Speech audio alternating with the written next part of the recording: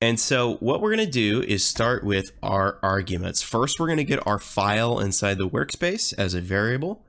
So I'm going to call this variable checkpoints, and we're going to set this to workspace.checkpoints, and I'm going to call getChildren. GetChildren turns all of the children inside of this file into an array. So now checkpoints is an array with each of these inside as an object. So I'm going to make a table underneath it, and I'm going to call it current checkpoints.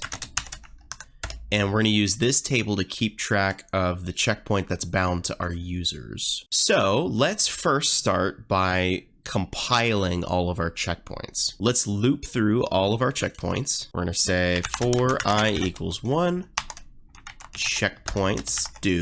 This is going to create an iterator loop that's going to go through each of these checkpoints. Each time it goes through, this I is going to increase by 1 until it reaches the maximum length of our checkpoint array. So to get the value inside the array that it's looping over, all we have to say is local checkpoint equals checkpoints square brackets index, or I. So in case one of you guys is a numbnuts and sticks something in here that's not an actual checkpoint block, we're going to do what's called a sanity check. So what we're going to do is we're just going to run a sanity check. We're going to double check to make sure this is actually a base part. So instead of nesting a bunch of if statements, we'll just do a guard clause and say if not checkpoint is a base part, then continue.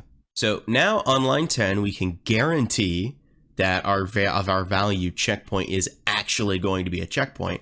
We can set a touch connection. We're gonna touch it. We're gonna say checkpoint dot touched. We're gonna do open and close parentheses function, open and close parentheses, drop down there, and then in here we're gonna type part.